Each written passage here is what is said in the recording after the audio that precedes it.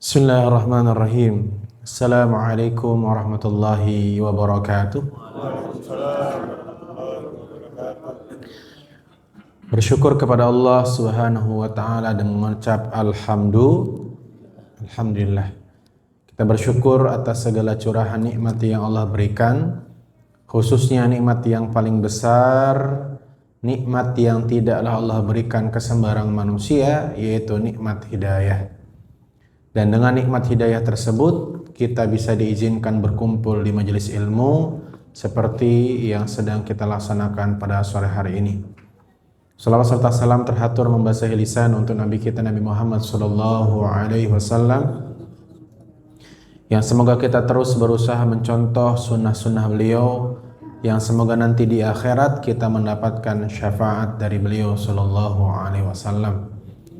Dan semoga kita juga termasuk yang bisa mencicipi air segar dari Al-Kautsar, sebuah telaga yang dihadiahkan oleh Allah Subhanahu wa taala kepada Rasulullah, dan Rasulullah akan hadiahkan kepada umatnya, sebagaimana yang termaktub di surat favorit ibu bapak semua, Inna a'tayna Al-Kautsar. Sesungguhnya kami Allah telah memberikan engkau wahai Muhammad nikmat yang besar, salah satunya yaitu telaga Al-Kautsar. Alhamdulillah, bersyukur sore hari ini Allah izinkan kita kembali belajar di Masjid Ar-Raudhah dalam keadaan sehat walafiat, walaupun dari wajah-wajahnya bapak-bapak, ibu-ibu kelihatan banget puasanya ya, Masya Allah. Dan bersyukur sore hari ini kita akan membahas sebuah tema yang mungkin agak sedikit anti mainstream, karena biasanya kajian puasa membahas rukun, syarat, pembatal, dan itu tentu penting. Tapi sore hari ini kita juga akan membahas materi yang tidak kalah penting, yaitu puasa membawa bahagia. Sebelum saya membahas materi ini, ada yang sampai hari ini belum batal puasanya? Sampai hari ke-10 ya? 11? Ada yang belum batal? Coba angkat tangan yang belum batal. Nah, itu yang angkat tangan, wallahu alam tuh aliran Islam ala siapa ya? Karena kita setiap maghrib dianjurkan membatalkan puasa, bahkan disegerakan. Ya. Kok ada yang sampai hari ke-10 belum buka puasa tuh gimana?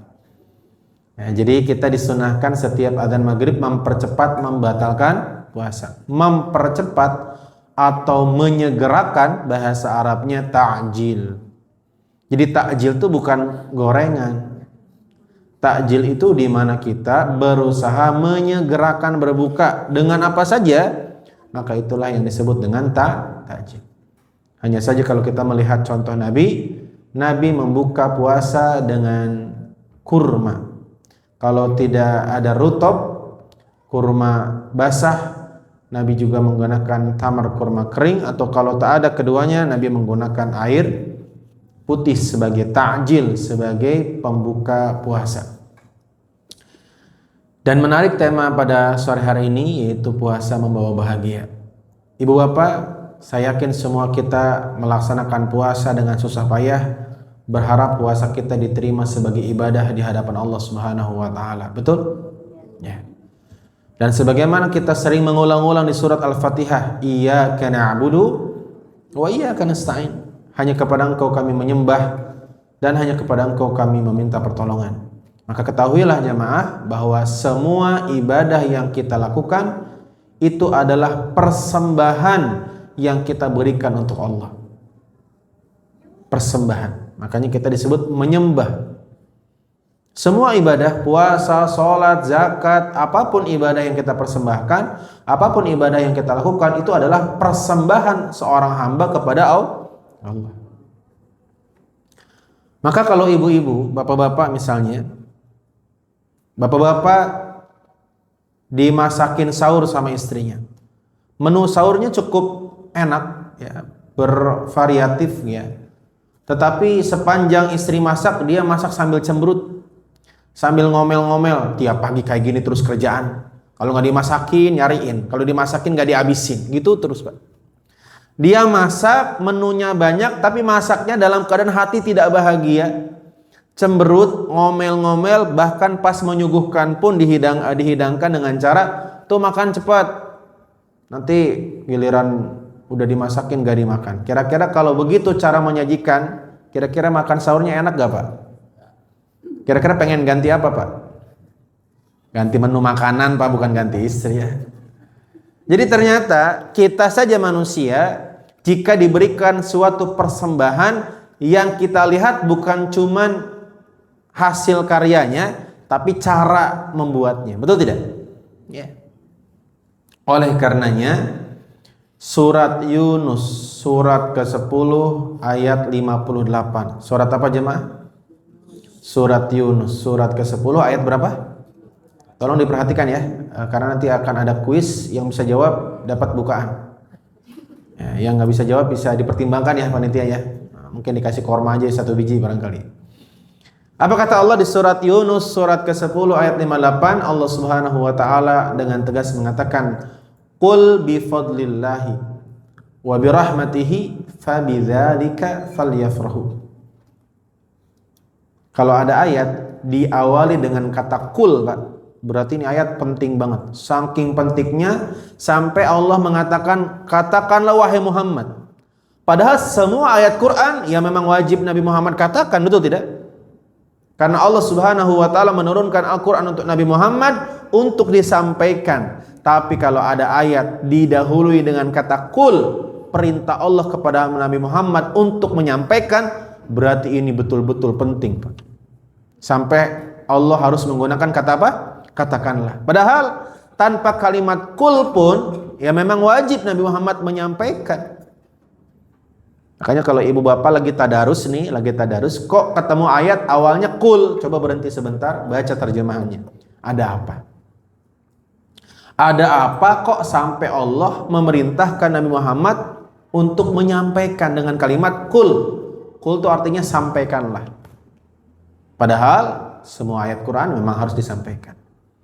Qul, katakanlah wahai Muhammad kepada seluruh umatku, seluruh hamba-hambaku, bifadlillahi wa birahmatihi fabidzalika falyafrahu. Dengan karunia yang Allah berikan kepadanya, dengan rahmat yang Allah curahkan kepadanya, hendaklah mereka berbahagia. Berarti bahagia perintah siapa jemaah? Perintah Allah. Bahkan perintah yang didahului dengan kata qul di depan ini berarti perintah penting banget, Pak. Makanya kalau ada ayat-ayat di doil qul mesti penting. Qul huwallahu ahad, tauhid. Qul ya ayyuhal kafirun. Artinya saya ingin menyampaikan begini jamaah. Kita semua lapar kayak apa tetap diusahakan puasa karena kita yakin puasa ibadah. Kita malas kayak apa ngantuk diusahakan tetap sholat karena sholat itu ibadah perintah Allah. Tapi kita juga jangan lupa bahwa bahagia juga perintah Allah, Pak. Jadi berusaha menjalani setiap perintah Allah dengan bahagia itu termasuk bagian kewajiban yang harus kita tunaikan. Itulah kenapa judulnya apa? Puasa membawa bahagia. Karena jangan sampai puasanya selesai tapi dikerjakan dalam keadaan hati tidak bahagia. Seperti seorang istri masak sampai selesai masakannya tapi masaknya nggak seneng hatinya, dimakan pun nggak enak. Udahlah menunya nggak enak tambah gak enak. Mending kalau masakannya enak, Pak. Ya agak-agak dimaafkan lah dengan cemberutnya ya. Tapi kadang-kadang udah cemberut, cerewet-cerewet sambil masak, pas dimakan keasinan, Pak. Itu bawaannya pengen ganti apa, Pak? Ganti menu. Ya harus diperjelas siapa ganti menu.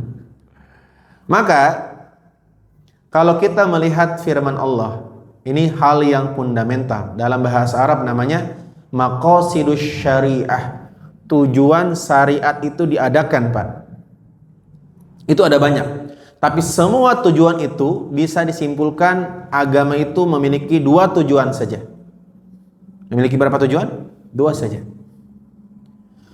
Agama Islam termasuk yang saya maksud di dalamnya agama, semua agama bahkan, tetapi kita meyakini Islam sebagai agama yang benar satu-satunya, pasti menginginkan penganutnya untuk mendapatkan 2. Apa itu? Senang dan tenang. Coba ulangi.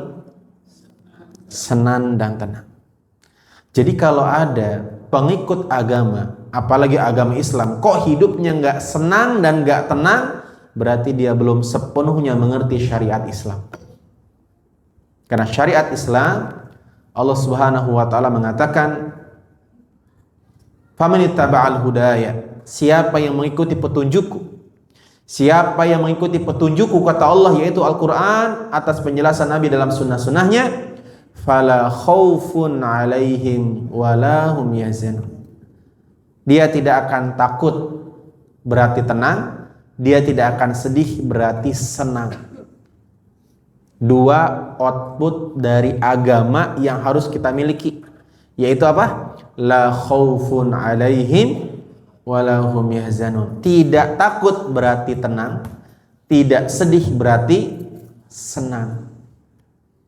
Maka kalau kita melihat, Pak, Bu, contoh kisah yang paling populer, sahabat siapa yang di zaman Nabi dia kelak jadi muadzin, tapi sebelum jadi muadzin dia disiksa oleh majikannya, Pak, gara-gara dia ketahuan Islam. Sahabat siapa? Bilal. Bilal bin Abi Rabah disebutkan dalam kitab sejarah, dia disiksa begitu hebat, Pak. Dilepaskan bajunya, digeret di padang pasir, ditimpakan batu di panasnya padang pasir. Tapi wajahnya tidak berubah, Pak. Wajahnya tetap menunjukkan kebahagiaan, dan tidak ada kalimat yang keluar dari lisannya Bilal kecuali ahadun ahad. Yang dia ingat hanya Allah. Kenapa dia kok tetap senang dan tetap tenang dengan segala ujian keimanan? Karena dia menggenggam keimanan yang hakiki. Maka betul, Pak, seorang ulama berkata, sungguh sulit orang-orang musuh Islam membuat orang Islam tidak bahagia. Dibunuh orang Islam karena imannya, dia bahagia tidak? Dibunuh orang Islam karena imannya, dia bahagia tidak? Kenapa dia bahagia? Itulah cita-cita yang dia idam-idamkan, disebut dengan mati syahid. Dijemput bidadari ruhnya, Pak. Ini salah satu keutamaan orang yang mati syahid, ruhnya diperebutkan oleh bidadari. Kalau dia di penjara, orang beriman di penjara karena imannya, bahagia nggak? Tidak? Bahagia tidak? Bahagia, karena dengan cara itu dia bisa berkholwat, berduaan dengan Allah, tidak tersibukkan dengan dunia. Itulah kenapa banyak ulama yang karena imannya mereka di penjara, bukan sengsara, malah lahir karya-karya hebat dari mereka, Pak. Gak usah jauh-jauh, di Indonesia pun ada ulama Nusantara dizolimi oleh rezim yang sedang berlaku di masanya, tapi lahir karya hebat, yaitu Buya Hamka. Kita mengenal tafsirnya, tafsir Al-Azhar. Itu dikarang hampir sepenuhnya di penjara. Tetapi Buya Hamka tidak pernah dendam kepada orang yang memenjarakannya, Pak. Karena dengan dipenjara, dia bahagia. Dia bisa berkholwat dengan Allah, berdoa dengan Allah tanpa harus sibuk berinteraksi dengan manusia. Lahir karya hebat. Ya. Di Timur Tengah ada pengarang kitab tafsir fi Dhilalil Quran. Salah satu tafsir yang pendekatannya gaya bahasa, Pak. Makanya kalau teman-teman suka puisi, ya, suka gaya bahasa yang tinggi, boleh baca tafsir namanya Fi Dhilalil Quran. Sudah ada terjemahannya, Pak. Pengarangnya siapa? Sayyid Qutb. Dan beliau dipenjara oleh rezim. Tafsir beliau dikarang di penjara. Diusir orang beriman karena imannya, senang tidak? Oh, tetap senang. Dia bisa melihat luasnya bumi Allah, Pak. Itulah kenapa orang kalau sudah menghujam iman yang benar dalam hatinya, tidak bisa hilang dua. Tidak bisa hilang senang, tidak bisa hilang tenang. Tapi orang kalau hilang imannya, dia sulit senang, apalagi tenang. Dia tidak di penjara, tapi seperti di penjara. Oleh karenanya, kita akan membahas syariat puasa dari sudut pandang, betulkah puasa bisa melahirkan senang dan tenang? Jawabannya sangat betul, jemaah. Bahkan sebelum saya bahas ayat puasa, ya, Allah punya nama ada berapa ya, jemaah? 99. Walillahil asmaul husna. Yang kita kenal dengan nama apa? Asmaul husna. Ada berapa? Yang bisa menyebutkan 99 tanpa melihat catatan, angkat tangan coba. Saya kasih uang 1 juta rupiah cash. Masya Allah, memang jamaah Ar-Raudhah rendah hati sekali, Masya Allah, luar biasa. Rendah hati dan tidak cinta dunia, Pak Asep. Walaupun saya iming-iming 1 juta, nggak ada yang angkat tangan. Ini pertanda memang dunia tidak menjadi prioritas jamaah Ar-Raudhah, ya Masya Allah. Dan memang jamaah Raudhah terkenal rendah hati sekali ya. Setiap saya tanya diam semua. Memang rendah hati sama nggak ngerti itu tipis ya Maya.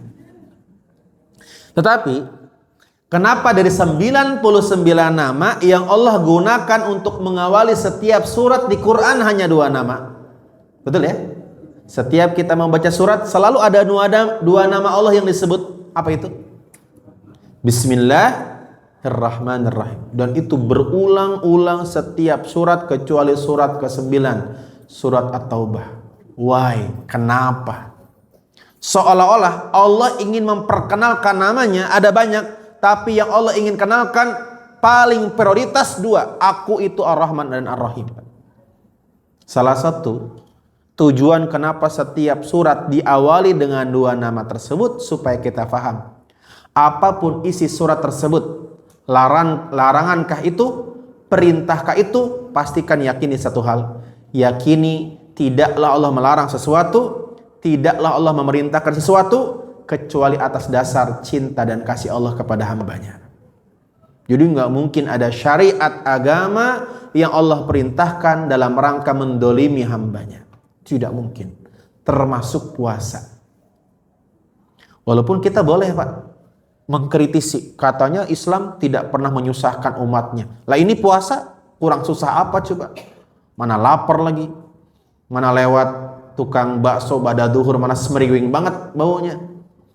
Maka ternyata banyak manusia yang ingin bahagia, mereka hanya mengenal sumber bahagia yang pertama, yaitu bahagia ketika keinginan jadi kenyataan. Betul? Ibu bapak senang nggak kalau keinginan jadi kenyataan? Bahagia nggak? Bahagia nggak Bu? Contoh, lagi pengen apa Bu? Contoh Bu, contoh. Yang lagi pengen banget. Apa bapak? Yang lagi pengen banget, yang nggak bisa diucapkan tapi pengen banget sebenarnya Pak. Saya tahu itu Pak. Apa Pak? Ayo Pak, ucapkan Pak. Sesuatu yang sangat diinginkan, kalau dikabulkan bahagia banget Pak. Cuman nggak pernah diucapkan Pak. Apa Pak? Sebutkan Pak. Apapun itu pasti saat Allah kabulkan kita bahagia. Betul ya? Itu namanya bahagia sumber pertama Pak. Bahagia if you want something, kalau kalian menginginkan sesuatu dan Allah berikan. Itu kebahagiaan tingkat basic Pak. Kebahagiaan tingkat basic. Kenapa disebut tingkat basic? Karena bahagianya temporer, sementara. Teman-teman, kalau dikasih iPhone 17 Pro Max sama Pak Asep, senang nggak? Pak Asep lagi bahagia misalnya, lagi bahagia banget, ya, diizinkan sesuatu yang selama ini tidak diizinkan Pak Asep. Tiba-tiba diizinkan sesuatu yang selama ini tidak diizinkan. Oh, Pak Asep berbunga-bunga hatinya, maka kemudian Pak Asep ngasih door prize ke satu jamaah yang paling aktif sholat di masjid, iPhone 17 Pro Max. Pasti bahagia kan ya? Tapi bahagianya selamanya atau sementara? Sementara. Kalau kita mengikuti penelitian, 3 bulan aja puncaknya Pak. Habis itu biasa aja. Maka ada kebahagiaan yang jauh lebih besar, jauh lebih lama, jauh lebih signifikan kita rasa. Bahagia dari mana? Dari selesainya menghadapi musibah, masalah dan ujian Pak. Ibu-ibu saya tanya Bu, kira-kira kalau dapat transferan dari suami bahagia nggak? Jangan sok soleha Bu, jawab Bu. Bahagia. Bahagia Bu ya? Tapi pertanyaannya, lebih bahagia mana? Dapat transferan dari suami atau melihat anak yang sudah sakit selama 1 bulan sembuh dan kembali riang? Mana yang lebih bahagia? Yang kedua kan? Ternyata bahagia yang lebih besar, yang jarang orang sadari adalah bahagia ketika dirimu bersabar, bertahan atas pahitnya kehidupan dan Allah selesaikan rasa pahit itu dengan ujung yang indah Pak. Dan itulah syariat puasa. Puasa tidak memberikan yang kamu inginkan. Puasa menahan apa yang kamu inginkan, ditunda sampai kemudian Allah berikan setelah masa penundaan selesai. Dalam teori modern itu disebut delay gratification. Apa istilahnya? Delay gratification. Apa itu? Menunda kesenangan untuk menambah kebahagiaan.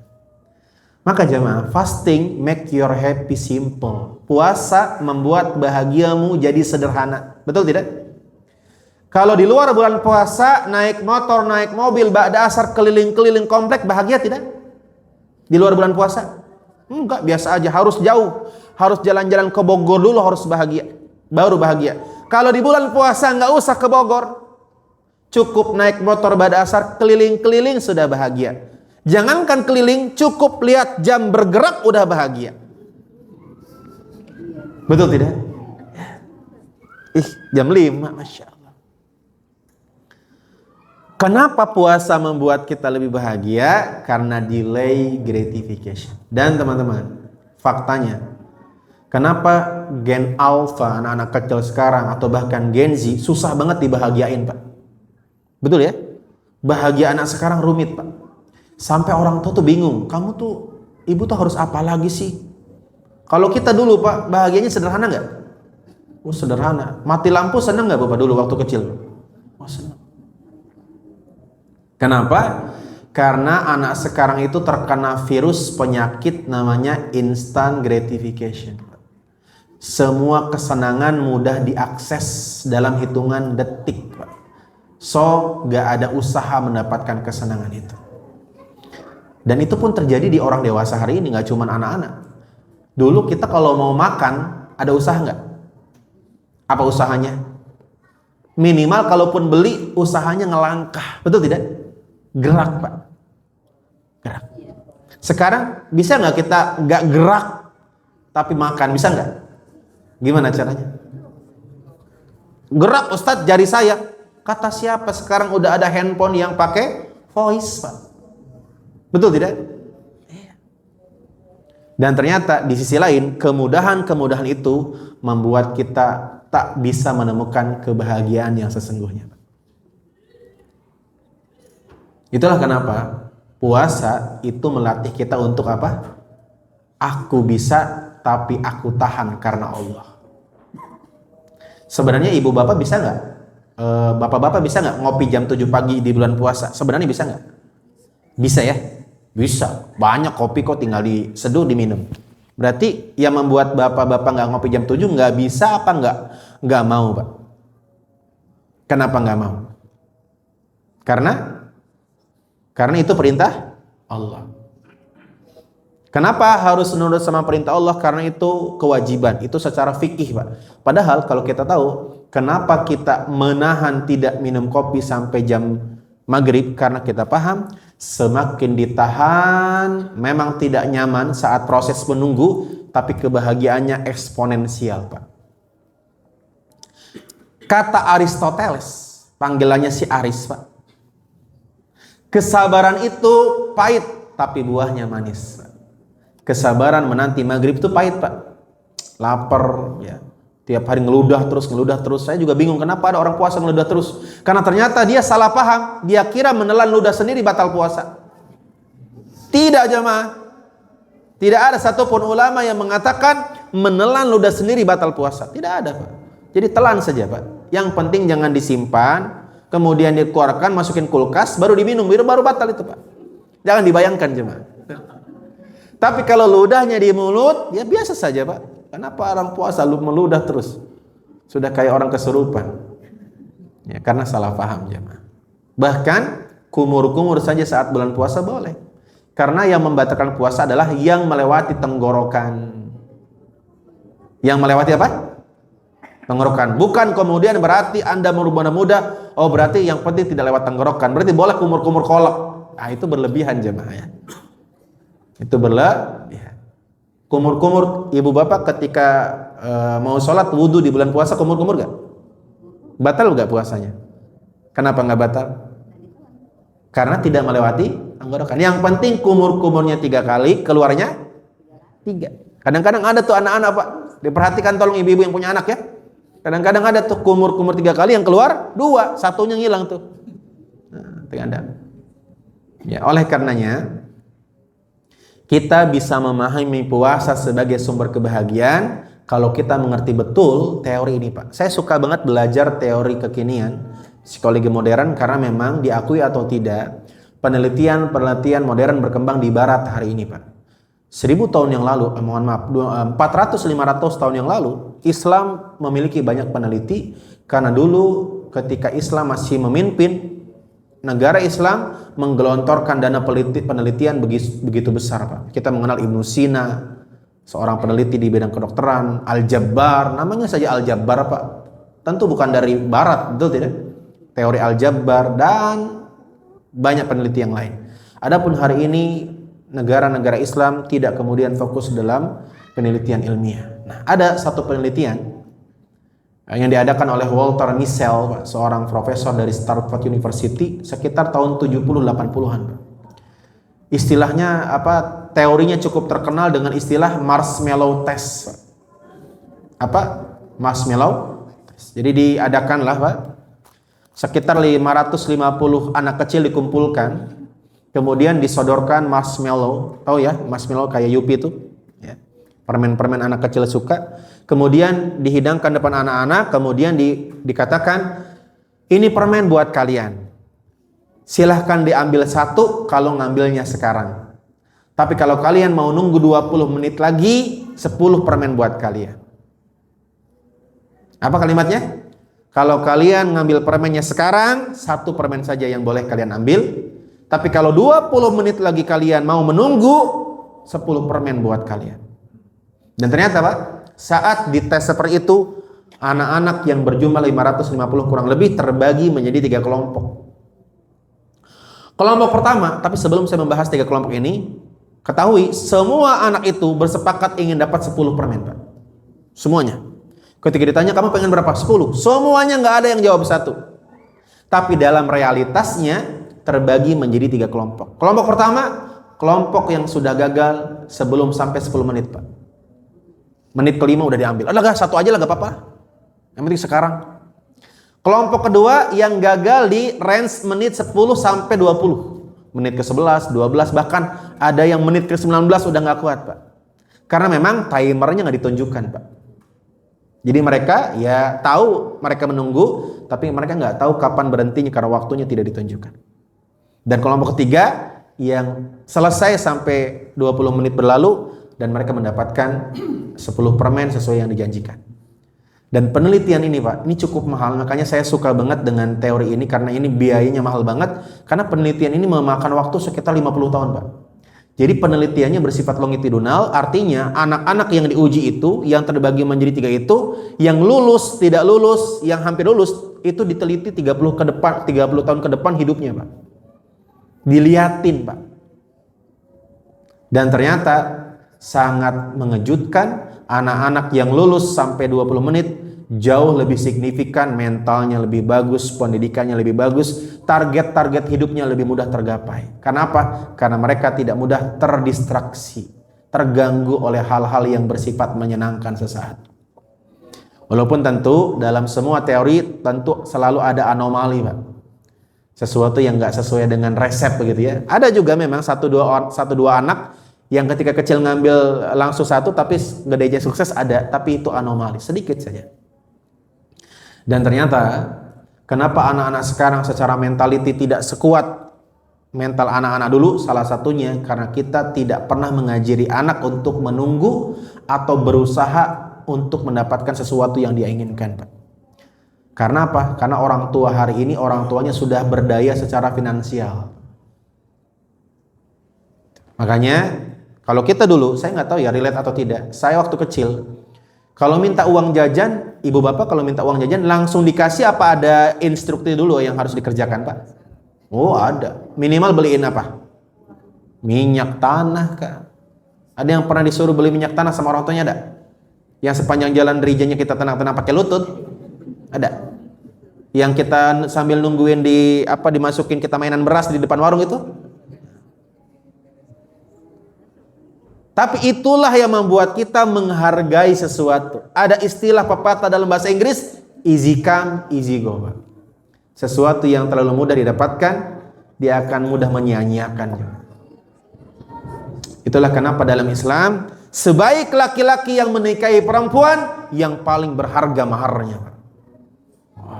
Kenapa? Makanya saya meneliti ya kecil-kecilan lah buat pribadi saya. di Bugis atau di Makassar secara umum itu ada budaya, Pak, yang tidak ada di daerah-daerah lain. Namanya apa? Uang panai. Pernah dengar sebelumnya? Ada di sini yang masih ada daerah-daerah Bugis ada? Angkat tangan ada? Ada? Oh, dari mana, Pak? Mana Bugisnya? Oh, Bugis Makassar. Masya Allah. Dulu menikah pakai uang panai, Pak? Istri orang Bugis juga? Oh, pantas, Pak. Istri berapa? Satu? Pak, silahkan kalau tidak percaya, sekarang akses mendapatkan informasi mudah. Tinggal googling saja. Tingkat perceraian di suku Bugis, lebih umumnya di Makassar, jauh lebih rendah dibanding di Jawa, Pak. Bahkan bisa 10 kali lipat. 10 orang Jawa cerai, 1 aja orang Bugis tercerai. Salah satu penyebabnya apa? Uang panai, coba. Semakin berat sesuatu didapatkan, semakin dia tidak rela melepaskan. Dan walaupun uang panai tidak sepenuhnya selaras dengan ajaran Islam, tapi ajaran Islam memotivasi sebaik-baik laki-laki yang paling keren maharnya. Rasulullah maharnya kepada Khadijah 100 unta, jemaah. Tidak ada apa-apanya uang panai itu. 100 unta kalau dinominalkan sekarang, unta sekarang sekitar 35 juta. Berarti 3,5 M. Di masa itu maharnya Rasul untuk Khadijah. Kalau uang panai beda-beda ya, tergantung pendidikan juga ya. Nah, kalau ada wanita Bugis S3 dia, S3-nya medis, dokter spesialis pula, sudah haji, mahal itu. Karena uang panai itu uang pengganti hidup, ya betul ya? Sebenarnya orang tuanya tidak terlalu menuntut, tapi tantenya yang menuntut ya Pak ya. Tantenya yang menuntut. Tapi di sisi lain, walaupun memang uang panai itu ada hal yang tidak selaras dengan ajaran Islam karena nominalnya dipaksakan, selama tidak dipaksakan tapi termasuk hanya saran saja, itu masih sesuai dengan ajaran Islam, Pak. Maksudnya uang panai itu jadi saran, bukan jadi kewajiban. Itu sesuai dengan ajaran Islam. Karena sebaik-baik laki-laki adalah laki-laki yang paling memberikan mahar terhebat yang dia mampu. Yang dia mampu. Tapi sebaliknya, Islam menyeimbangkan. Kata Islam, sebaik-baik perempuan yang memudahkan mahar untuk dirinya. Itu, Pak. Jadi laki-lakinya dituntut maksimal dia berusaha, perempuannya dituntut untuk memberikan syarat paling mudah. Dan itu syarat kebahagiaan. Syarat kebahagiaan itu apa sih? Ekspektasi perempuan kecil, usaha laki-laki besar, Pak. Sehingga pas ketemu, bahagia itu pengantin. Datang laki-laki ke mempelai perempuannya sebelum dia nikahi, ditemani sama bapak ibunya. Mbak, 2 bulan lagi kan saya mau menikahi dirimu. Dalam Islam mahar itu hak kamu. Kira-kira kamu minta mahar apa? Boleh gitu, Pak. Karena dia wanita sholihah. Dia menjawab, apa saja mas, bersanding denganmu sudah anugerah paling indah dalam hidupku. Ya, kalau memang cincin 2 gram ada, sudah cukup bagiku. Masya Allah. Laki-lakinya bertanya, yang 24 karat, 14 karat. Ya, terserah emas saja mas. Bukan emas cincinnya, tapi siapa yang memberikannya untukku. Selagi itu darimu, semua menjadi istimewa. Apa mahar yang dia minta apa? 2 gram cincin emas. Low expectation. Syarat bahagia udah mudah dia dapatkan, Pak. Karena ekspektasinya udah rendah, Pak. Plafon bahagianya rendah. Laki-lakinya mengikuti ajaran Islam. Laki-laki terbaik adalah laki-laki yang berjuang memberikan mahar terbaik. Dia berusaha selama 2 bulan mengumpulkan segala pundi-pundi rupiah dengan cara yang halal. Allah mudahkan karena niatnya baik untuk menikahi seorang perempuan dengan cara yang baik-baik. Allah kasih dia rezeki, dia belikan emas 2 kilo. Kira-kira istrinya bahagia tidak ketika mendengar, aku terima nikah dan kawinnya Fulana binti Fulan dengan mahar emas 2 kilo dibayar tunai. Senang gak?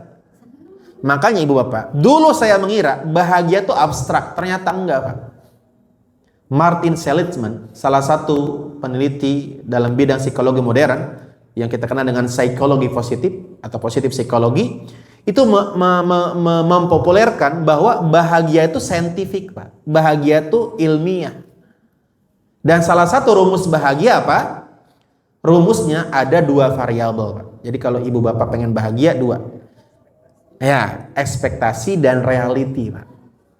Jadi happiness, bahagia itu rumusnya harus begini rumusnya. Reality lebih besar daripada ekspektasi.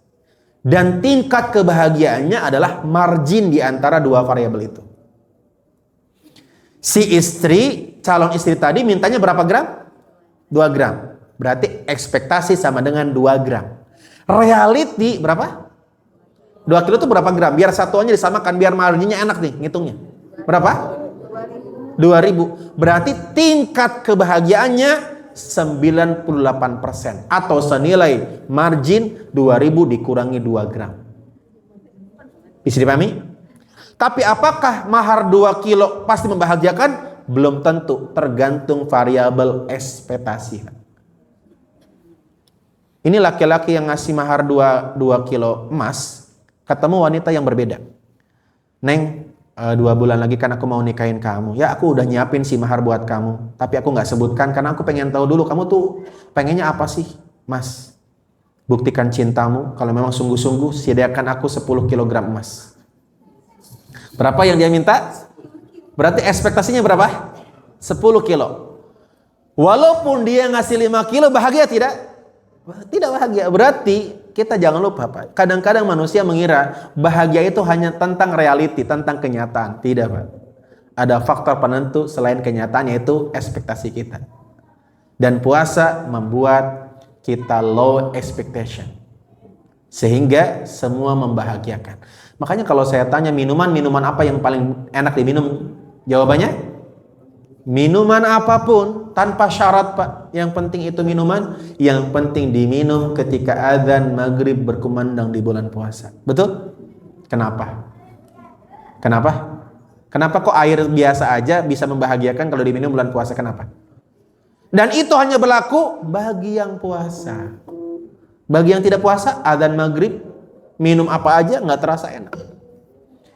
Istirahat di weekend, Pak, itu hanya terasa bagi mereka yang menahan dirinya untuk tidak istirahat, banting tulang bekerja Senin sampai Jumat. Betul tidak? Maka dia akan bahagia bertemu dengan Sabtu Ahad. Sabtu Ahad terasa hambar bagi mereka yang pengangguran. Betul tidak, Pak? Apa poinnya? Bahagia bukan hanya ketika keinginanmu menjadi kenyataan, tapi bahagia ketika kalian mampu menahan diri dan bersabar, tidak terburu-buru mengabulkan keinginan, apalagi jika keinginannya tidak sesuai dengan keinginan Allah, dan meyakini man taraka syai'an lillah, kata Rasul, siapa yang meninggalkan sesuatu karena Allah, abdalahullah, Allah akan ganti dengan sesuatu yang lebih baik. Contoh jemaah, ada pasangan suami istri. Mereka menikah baru 2 tahun, dan setelah 2 tahun mereka baru dikasih rezeki hamil istrinya, Pak. Sebelum 2 tahun itu tiap hari tes pack. Biasakan kegelisahan suami istri mulai terasa setelah setahun pernikahan, Pak. Apalagi anak perempuannya, apalagi mempelai laki-laki dan mempelai perempuannya, kedua-duanya anak pertama. Berarti siapa yang mendesak supaya cepat punya anak? Siapa? Neneknya, Pak, kakeknya. Pengen cepat-cepat nimang cucu. Setahun lewat pernikahan, mesti itu tes pack sering dibeli, Pak. Tes pack lagi garis 1, tes pack lagi garis 1. Pas Covid tes pack garis 2. Dikira hamil, ternyata positif corona. Sekalinya garis 2 positif corona. Tapi alhamdulillah setelah sekian perjuangan dengan berbagai macam ikhtiar ilahiyah dan ilmiah, Allah kasih tes pack yang garis 2 di usia pernikahan kedua tahun. Bahagia nggak? Bahagia. Tapi di sisi lain, ada suami istri, dia melewati tahun kedua, tahun ketiga, tahun keempat, sampai tahun ke-10 baru tes pack itu bergaris 2 dan hamil. Pertanyaannya, dari 2 pasang suami istri ini, mana yang lebih bahagia saat melihat atau mendengar bahwa berita istrinya hamil? Mana yang lebih bahagia? Yang menikah 2 tahun atau 10 tahun? Kenapa? Kan objek kebahagiaannya sama, yaitu hamil. Kenapa tingkat kebahagiaannya beda? Apa berarti? Ia membedakan. Delay gratification. Penantian. Maka semakin lama kita menanti, memang nggak enak menanti itu. Tapi satu hal tanamkan dalam hati. Allah itu membiarkan kita menunggu bukan tidak mengabulkan, tapi sedang mengakumulasikan kebahagiaan. Makanya kalau pertanyaannya, kenapa sih yang hamil 10 tahun lebih bahagia? Karena bahagianya diakumulasikan selama 10 tahun. Makanya ada satu kalimat, boleh ini kalimat dicatat karena kalimat ini cukup indah buat jadi status WhatsApp minimal. Apa kalimatnya? Jika kalian minta sesuatu dan Allah kabulkan langsung, berarti itu yang terbaik, Pak. Makanya Allah langsung kabulkan. Tapi jika kalian minta sesuatu, Allah tunda, berarti Allah sedang jadikan itu semakin baik. Tapi jika kalian minta sesuatu, Allah ganti, berarti itu yang lebih baik. Coba ulangi kalimatnya. Jika Allah berikan langsung, berarti itu yang terbaik. Jika Allah tunda, berarti semakin baik. Jika Allah ganti, pasti lebih baik. Maka satu kemampuan yang harus kita latih jemaah, yang itu harus muncul latihannya dari puasa, yaitu apa? Bersabar dalam menunggu jemaah. Dan tidak semua harus cepat kok ya. Kadang-kadang saya kalau naik motor atau naik mobil ya, ada orang tuh naik mobil ngebut, naik motor ngebut, padahal nyampe rumah juga nggak ngapa-ngapain. Lah ngapain ngebut kalau begitu ya? Karena ada rumus hidup yang mungkin dipahami orang sekarang tuh semakin cepat semakin baik. Padahal nggak mesti semakin cepat semakin baik. Bahkan kalau dalam agama kita apa? Al-ajalu minasyaiton, terburu-buru itu dari setan, Pak. Ada beberapa hal yang harus diburu-buru. Salah satunya buka puasa, menguburkan orang yang sudah meninggal. Tapi umumnya Islam tidak menganjurkan sesuatu terburu-buru. Umumnya. Defaultnya, rumus dasarnya dalam Islam, kerjakan dengan meaningful dan mindful, Pak. Hadir kini dan di sini, jemaah.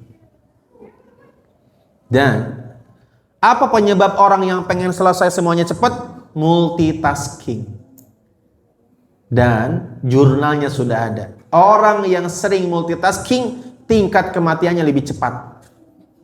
Kalau tidak percaya silakan googling jemaah. Maka ibu-ibu, orang yang sering multitasking, tingkat depresi stresnya lebih besar dibanding orang yang mengerjakannya secara mindfulness. Nih ibu-ibu nih kebiasaan bu. Tangan kanan nerima telepon, tangan kiri oseng-oseng kangkung, kaki kanan ngepel, kaki kiri nutup lemari. Memang sih efektif dan efisien, tapi membuat hidup kita tidak penuh makna dan tidak menghargai momen, Pak. Makanya di Madinah ada namanya KP Momen, Pak. Di Madinah ada, kemudian setelah viral di Mekah juga ada. Awalnya KP Momen tuh adanya cuma di Madinah. Kenapa? Karena Madinah itu, kalau teman-teman ke Madinah pasti akan merasakan hal yang sama, yaitu apa? Slow living. Hidup di sana pelan. Betul ya?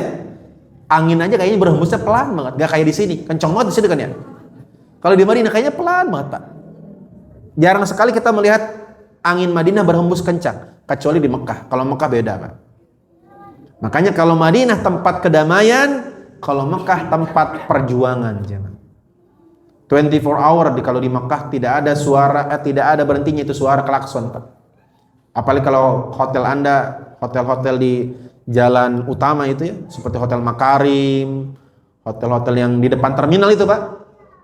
Makarim, kemudian Royana, itu mesti 24 jam gak pernah berhenti itu suara mobil, Pak. Adzan apa itu, Pak? Surabaya. Seperti yang baru pulang dari Surabaya belum diganti itu aplikasinya ya.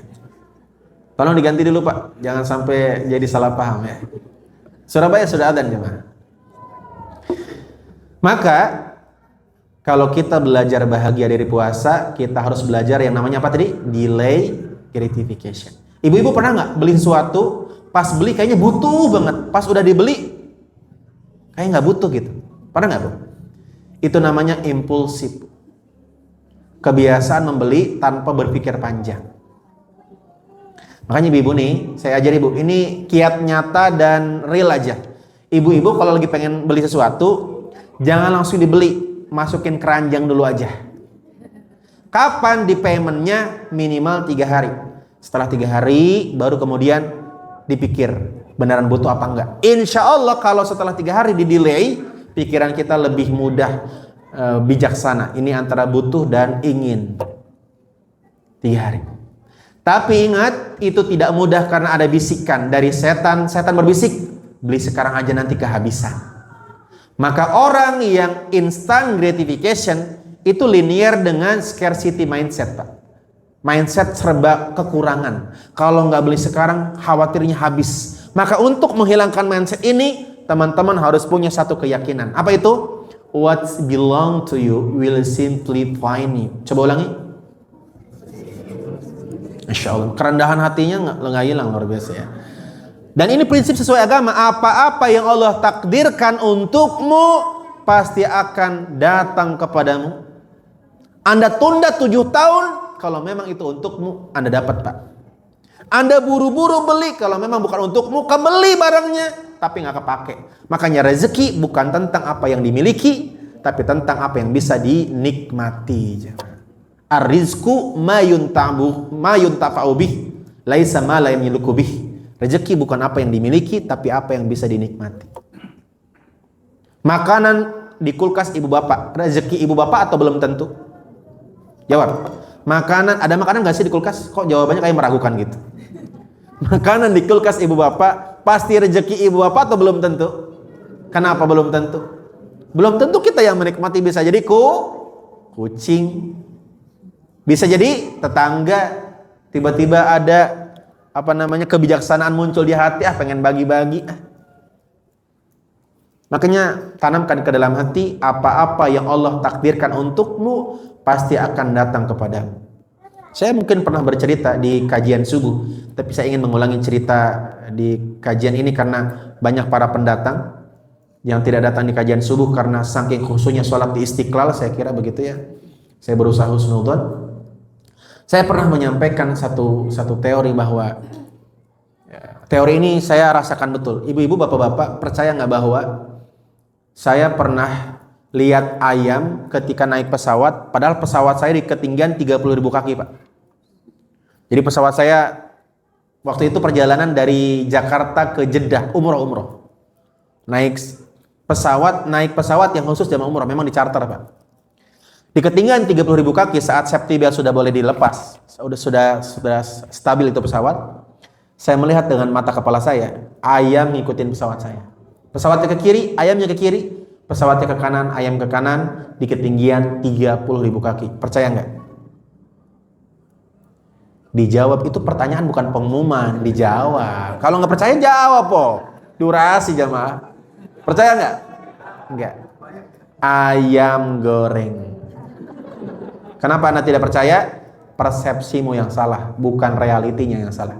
Seringkali banyak realitas yang nggak salah, tapi persepsi kita yang salah. Kenapa Anda nggak percaya? Karena persepsi Anda, ayamnya mengepakkan sayap di luar pesawat. Saya nggak cerita itu, Pak. Saya cuma cerita ayam ngikutin pesawat saya. Ayam goreng. Bener nggak berarti yang saya ceritakan? Ayam ke kiri, pesawatnya ke kiri, ayam ke kiri nggak? Emang kalau udah digoreng bukan ayam? Kan tetap ayam. Tapi bukan itu poin pelajarannya. Apa poinnya? Pas saya makan itu, Pak, itu bumbu Indonesia banget. Karena memang ternyata itu makanan dibawa dari Indonesia. Ya kayak sambal-sambal Lamongan gitu, Pak. Sejauh apapun saya meninggalkan Lamongan, jemaah. Bahkan waktu itu saya lihat di maps, di bawah pesawat saya negara Suriname kalau nggak salah. Sejauh apapun saya meninggalkan Lamongan, kalau memang itu ayam jatah untukku akan tetap sampai ke perutku, jemaah. Makanya kalau ada yang bilang, oh, posting di sosial media, sahur on the road, mana main? Saya dong, sahur on the sky. Mantap gak tuh? Tapi bukan itu poinnya. Poinnya, ibu bapak pernah nggak sebaliknya, mau makan udah hampir nempel bibir, tumpah, pernah? Sedekat apapun sesuatu itu, kalau memang bukan untukmu, tak akan sampai ke perutmu, Pak. Maka Allah Subhanahu wa taala mengatakan di surat Al-Qasas, wabtagi fima atakallahu darul akhirah.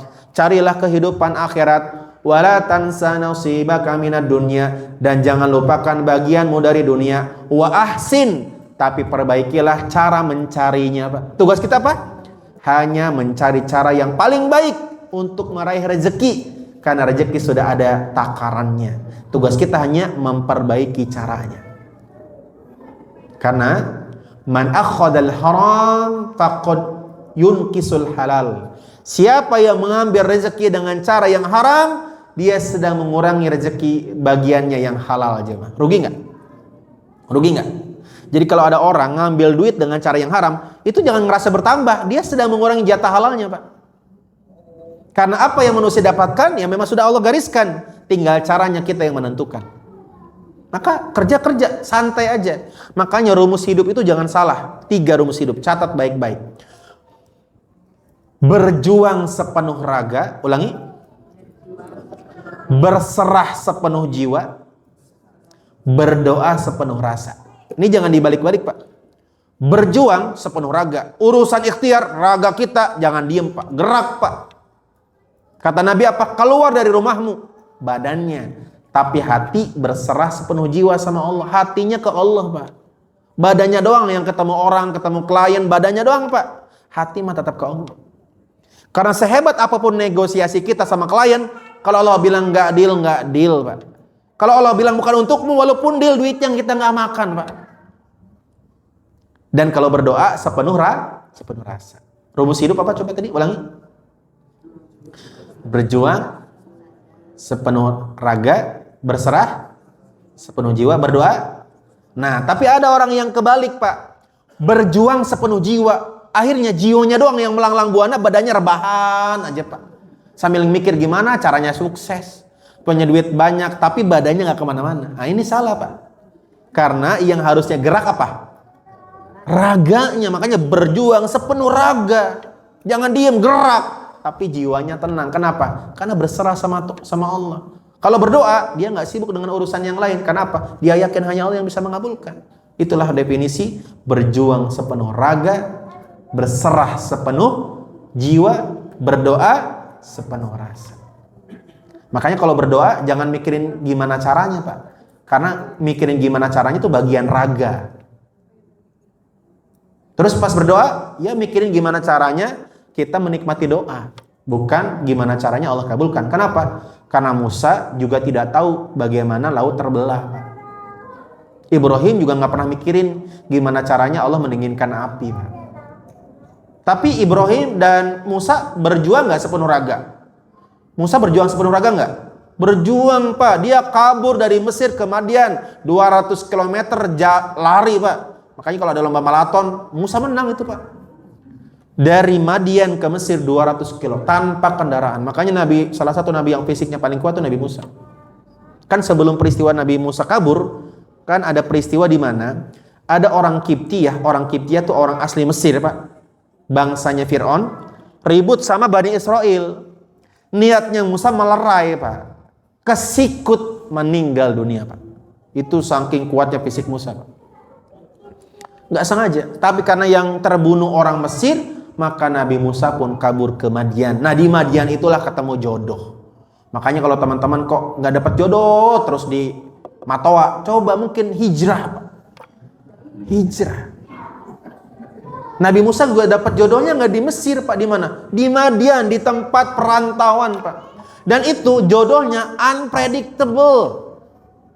Nabi Musa lagi istirahat bersandar di pohon kurma. Kemudian ada perempuan 2 orang maju mundur cantik, Pak, bawa ember. Kayaknya gelisah banget itu perempuan. Musa yang baik hati nyamperin, "Neng, aya naon si Neng?" Kalau Musa orang Sunda begitu ngomongnya. "Mbak, ada apa kok saya lihat dari kejauhan maju mundur?" Sambil malu-malu menundukkan kepala, Mbak itu menjawab, "Aku mau mengambil air tapi antriannya semua laki-laki, aku malu mengantri, maka aku lebih memilih menunggu semua antrian selesai." "Atuh lama kalau nungguan antri selesai mah, dah sini saya ambilin." Maka Nabi Musa mengambilkan air itu untuk perempuan tersebut. Maka perempuan tersebut kemudian pulang bercerita ke ayahnya, "Yah, tadi ada emas-emas baik banget. Dia ngambilin air ini untuk saya. Nih airnya cepat kami dapat. Seandainya bukan dia yang ngambilin, sampai maghrib pun belum dapat karena antriannya panjang. Maka orang dulu kalau ketemu orang baik, maka tidak disia-siakan. Panggil, dipanggil ya. Dan kemudian setelah dipanggil, ternyata bapaknya perempuan ini pun seorang nabi, Pak. Nabi siapa? Nabi Syuaib.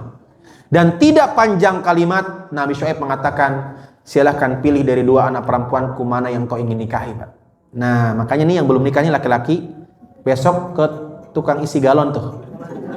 Cari dan amati. Bukan itu poinnya. Poinnya, berbuatlah baik tanpa modus. Karena kebaikanmu, Allah akan ridho kepadamu. Ketika Allah ridho kepadamu, alam semesta akan mendukungmu. Nabi Musa nggak punya niat untuk menikahi perempuan ini, Pak. Hanya ingin membantu saja. Tapi Nabi Musa dapat jodoh plus dapat tempat tinggal yang nyaman. Karena Nabi Syuaib cukup, ya bukan tidak kaya tapi tidak miskin juga. Dia punya kebun. Tapi ketika Nabi Musa diminta menikahi perempuannya, Nabi Musa tidak aja mumpung. Nabi Musa menjawab, ma'ing di syai, saya nggak punya apa-apa. Berarti syariat mahar sudah ada dari zaman dulu, Pak. Kata Nabi Musa, saya nggak punya apa-apa. Maksudnya saya nggak punya sesuatu untuk dijadikan mahar. Apa jawaban Nabi Syuaib? Ya sudah begini saja. Ini syariat namanya mahar jasa, Pak. Maka maharnya Nabi Musa apa? Maharnya bekerja untuk mertuanya 8 tahun tanpa digaji. Jadi mertuanya bilang, ya sudah, kalau memang kamu tidak punya apa-apa, maharmu bekerja di kebunku 8 tahun thamaniyah hijaj tanpa digaji. Nabi Musa menyambut tawaran itu dengan mengatakan, aku sempurnakan jadi 10 tahun. Berarti maharnya Nabi Musa gede nggak? Gede nggak kira-kira? Gede nggak kira-kira? Kalau UMR masa itu, UMR-nya Madian 1 juta aja. Ini UMR paling kecil nih ya. Kalau dia kerja 10 tahun, berarti berapa mahar dia? Nah, kalau setahun aja kan berarti 12 juta ya. Berarti 120 juta ya. Di masa itu gede banget. Nah, ini solusi buat laki-laki yang pengen maharnya gede tapi belum ada duitnya. Apa solusinya? Solusinya apa? Oh, biar hebat nih. Aku terima nikah dan kawinnya Fulana binti Fulan dengan mahar 500 juta dibayar hutang. Itulah kenapa ibu bapak sadar gak? Kenapa setiap pernikahan ada kalimat dibayar tunai? Benar gak? Tahu gak kenapa? Karena ada pilihan lain, Pak, yaitu dibayar hutang. Dan menikah dengan mahar hutang itu sah, jemaah. Sah. Cuman ada konsekuensinya, Pak. Konsekuensinya apa? Malam pertama yang tadinya wajib menjadi sunnah. Kuncinya di istri. Kalau istri menerima dengan mahar yang belum lunas, maka itu menjadi kebaikan. Tapi kalau istrinya menolak, istrinya tidak berdosa. Jadi kalau maharnya masih ngutang, suami datang, istrinya bilang, belum lunas, itu tidak dosa. Maka saran saya, lebih baik semampunya tapi lunas daripada nyicil. Di sini ada yang maharnya masih nyicil, ada? Nah, sudah terjual, bukan lagi nyicil ya. Sudah terjual dan digantikan yang lebih baik. Masya Allah. Oleh karenanya jemaah, mungkin pertanyaan selanjutnya di waktu yang tersisa sedikit lagi. Maghrib jam berapa di sini? 18.15 ya. Gimana caranya supaya kita istiqomah mendelay keinginan? Ini poinnya ya. Gimana caranya supaya kita istiqomah untuk menunda keinginan supaya mendapatkan kebahagiaan yang lebih besar? 2 caranya. Yang pertama yaitu distraksi. Apa ulangi? Jadi kalau ada keinginan yang muncul tiba-tiba, jangan langsung dikabulkan, tapi sibukkan dengan yang lain supaya keinginan itu terlupakan, Pak. Jadi kalau ibu-ibu tiba-tiba pengen yang asam-asam, nyapu, biar hilang yang asam-asamnya, nyapu, nyuci piring. Bisa nggak sih beli yang asam-asam sekarang? Bisa. Tapi kalau semua yang kita inginkan harus ada, nanti kita jadi orang yang mudah stres saat kenyataan tidak sesuai harapan. Latih dirimu menunggu mengabulkan keinginan. Dengan cara apa? Distraksi. Kalau muncul keinginan, sibukkan dirimu dengan kebaikan yang membuat kamu lupa dengan keinginan sesaat itu. Suami, tiba-tiba kok lihat tausiah, tiba-tiba pengen nikah lagi. Alihkan. Distraksi, ngapain ke Pak? Sampai terlupakan Pak.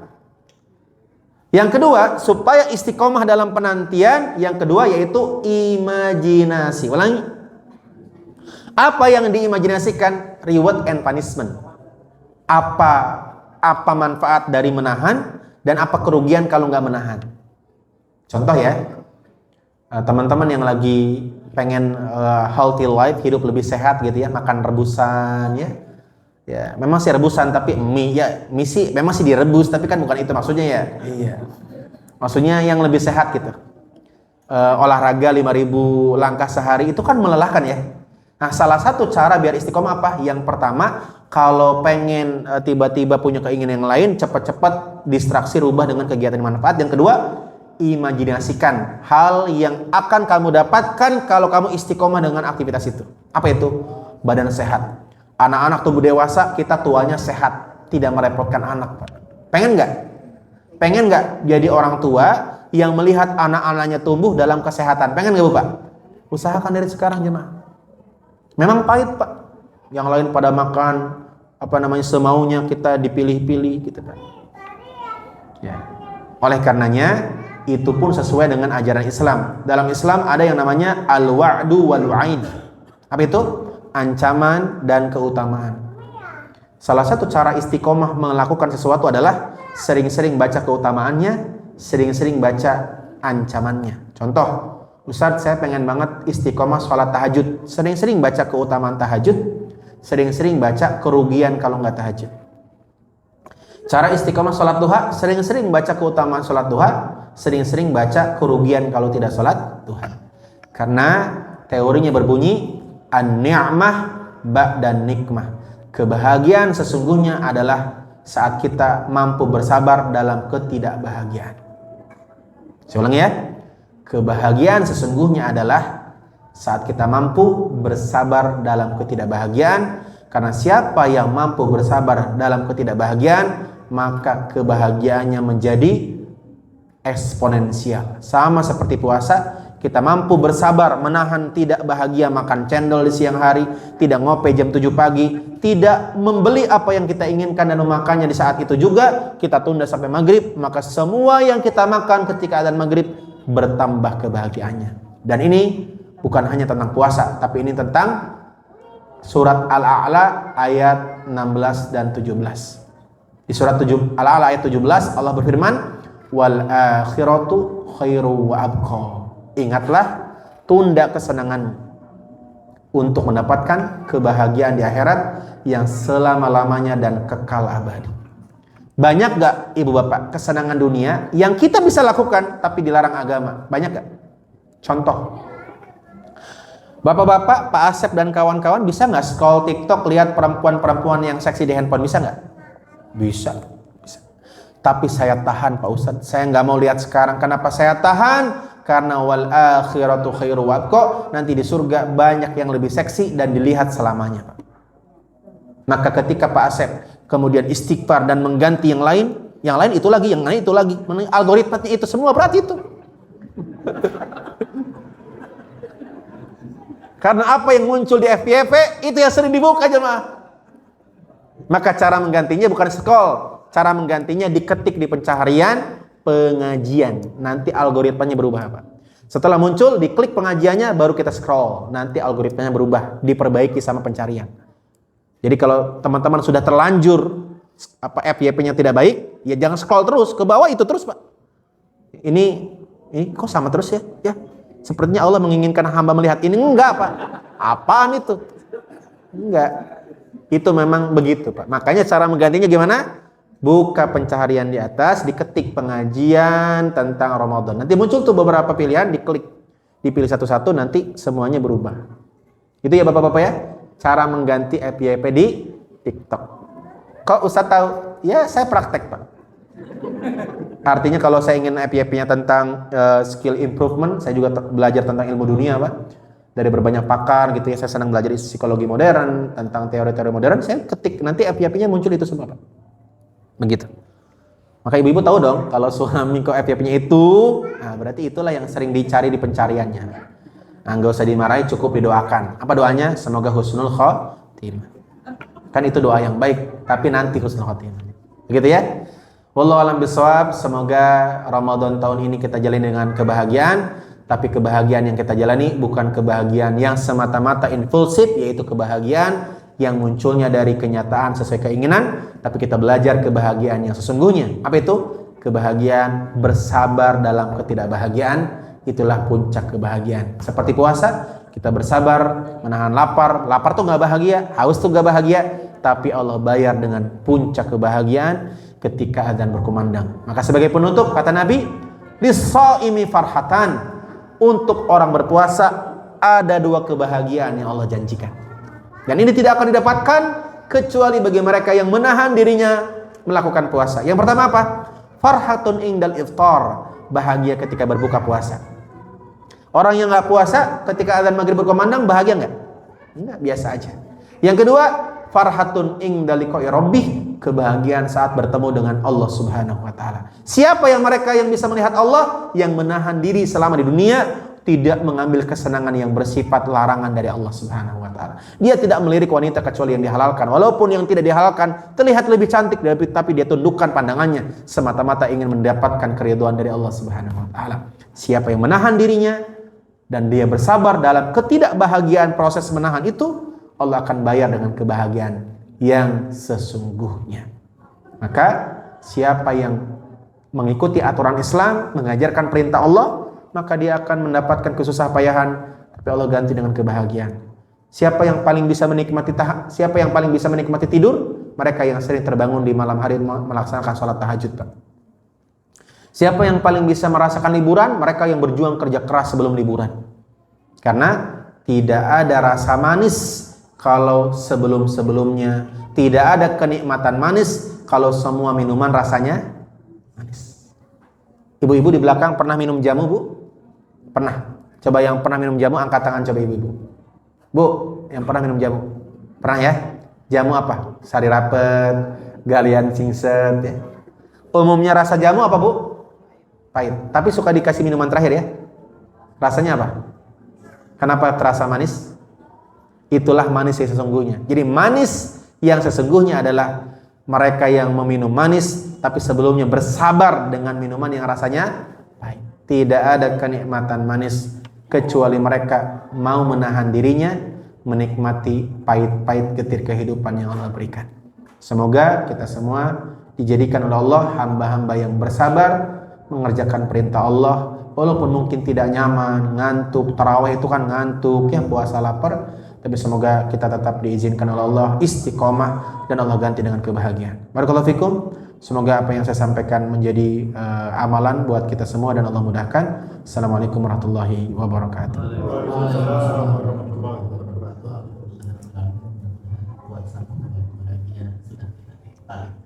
Mungkin ada pertanyaan?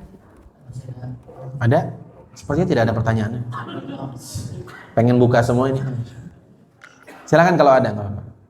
Kalau nggak ada ditutup deh. Nggak ada. Ya. Salah satu doa yang mustajab ibu bapak adalah doa menjelang buka puasa. Maka yuk bareng-bareng handphonenya dijauhkan sebentar, kita doa bareng-bareng.